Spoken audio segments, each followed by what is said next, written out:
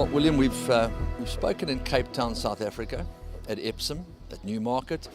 What a delight to be able to chat to you here in Dubai, the world stage, with a very, very serious horse with Jim Crowley riding for a man called Sheikh Hamdan. Yeah, Sheikh Hamdan came to us in 2005 and sends us a load of nice horses every year, so it's great to get one with a sort of a good squeak, I would describe it as, in a $6 million race on his home turf. Well, they say that racing and training is a lot of art, a lot of science. It's also a bit of luck. The luck ran out in York. Obviously, there's been luckier days. And what are you expecting? Oh, he's a very talented horse, and I expect him to run very well. He looks terrific. His preparation has been good. We were going to have a race 3 weeks ago in England, but he had a foot abscess. Whether that's a blessing, I don't know, but the horse is right on the ball at the moment, which is great. Yeah, he hasn't run since he went to Canada for $1 million race and ran third to Tepin, who's a pretty handy horse. And obviously his run in the Juddmonte was terrific. I've put some cheek pieces on him on Saturday, which I think will help him. He did a very smart gallop on an all-weather course in England before he came, with the cheek pieces on, and it focused him good. I think he's good at the trip, a mile and one. My only, well, lots of worries, of course, but my main worry is the ground. He does need top of the ground, fast ground, and I mean, it's lovely now, but I gather there's rain forecast, and that's against him. Yeah, when you come over on Emirates Airlines, there's this incredible program about Godolphin, the ease with which they move from Newmarket to Stansted in here. It's not like that for us South Africans. How is it for you? Well, it's obviously the biggest drawback to South African racing becoming more international. The fact that you can't transport horses out of your country.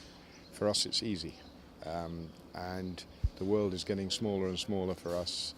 I haven't been to Australia yet to race, but we have a contingent every year go in September and October to race in Melbourne. And, you know, we fly regularly around the world everywhere. As I say, we were in Canada and been everywhere. So it's a very unfortunate thing for South African racing and breeding.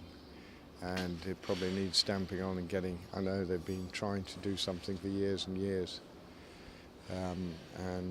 It's just very unfortunate. I can't see why you can't persuade the Dubaians or the Qataris to build a quarantine centre in the middle of the desert and fly them in, but I think Mr. de Kock would be about the only one that could arrange that. Yeah, indeed. Well, if you go back to the heyday of South African horse racing, when the Oppenheimers were at their zenith, and they were quiet and self-effacing people. They didn't ever like to make a noise, the so to speak royalty of South African racing. Now, Bernard Cantor is that kind of person. He rather lets his horses do the talking, and he's made an enormous amount of noise with Investec, which is a completely different kettle of fish. But the point I'm trying to make is it doesn't matter how much money you've got.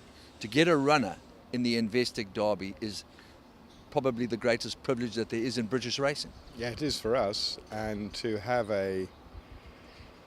you know, we've had very few. I've been training for 30 years, had very few runners in the Derby, and it's nearly impossible. But we did happen to win the Investec Oaks a few years ago, and it was probably my greatest, most enjoyable moment of training, to stand watching Bernard's race. I call it Bernard's race, Investec's race.